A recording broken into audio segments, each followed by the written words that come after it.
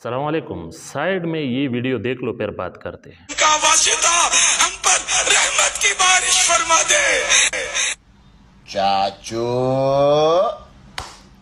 अरे चाचू ये कौन सी दुआ है? ये ऐसा करके क्या दुआ मांग रहे हैं सब? ये समझ में नहीं आई चाचू, ये जिंदगी में पहली बार देखे। तो आपने ये वीडियो देखी होगी जिसमें अमीर दावत इस्लामी मौलाना इलियास कादरी साहब वो दुआ मांग रहे हैं और अपने हाथों को इस तरह से किया हुआ है, अपने दोनों हाथों को। मैंने चूँकि एक हाथ से वो मोबाइल पकड़ा है तो इसी वजह से एक हाथ से ही इशारा कर रहा हूँ।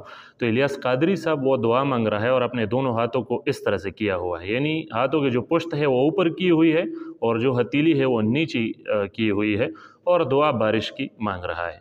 तो फिर किसी ने व्यूज़ हासिल करने के चक्कर में मीम्स बनाते वक्त और यानी अपना बोझ निकालते वक्त और वल्लाह आलम उसका और क्या हुआ मकसद था, तो उन्होंने कुछ बातें की है इस पर कि ये कौन सा तरीका है, ये कौन सा तरीका है, ये तो हमें समझ नहीं आया, ये नहीं देखा है हमने।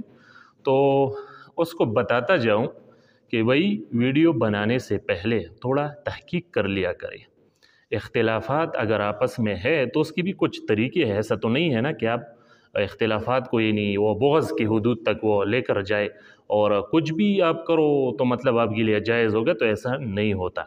अगर किसी के साथ इख्तिलाफ़ात है तो उसके यानी आपको तहकीक करना होगा और तहकीक के साथ यानी इख्तिलाफ़ करना होगा।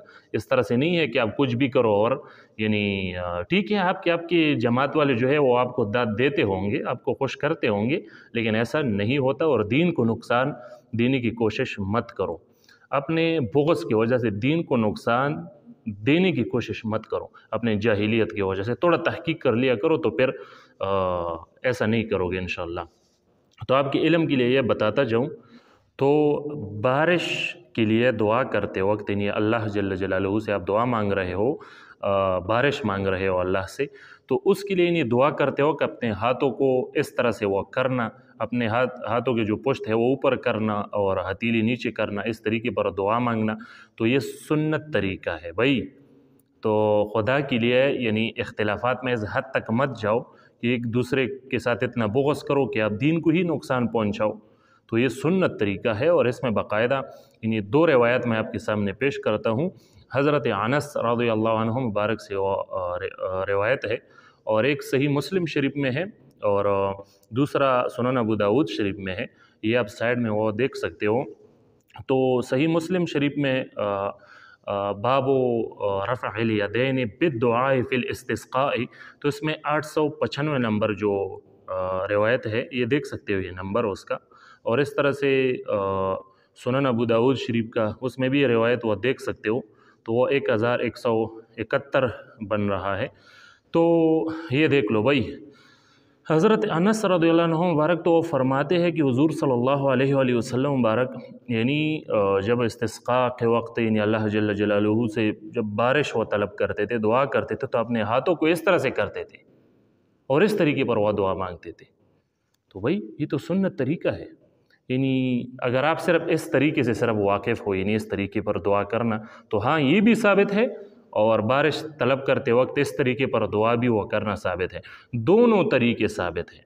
तो आपको थोड़ा वो इल्म की तरफ वो तवज्जो देना चाहिए, तहकीक की आदत अपनानी चाहिए, सिर्फ वीडियोज़ बनाना नहीं है कि कुछ भी कहो। और इस तरह से इमाम नववी रहमहुल्लाह फरमाते हैं कि कोई बला है, मुसीबत है, तो उसको ख़त्म करने के लिए सुन्नत तरीका ये है कि उस वक्त जब आप अल्लाह से दुआ मांग रहे हो तो उस वक्त हाथ की जो पुश्त है वो ऊपर की तरफ हो, और जब अल्लाह से कोई हाजत कोई दुआ मांगनी हो, कुछ तलब करना हो, तो उस वक्त अपने हाथों को फिर इस तरह से करे, हथेलियों को ऊपर। तो ये इमाम नववी रहमहुल्लाह फरमाते हैं ये सुन्नत तरीका है।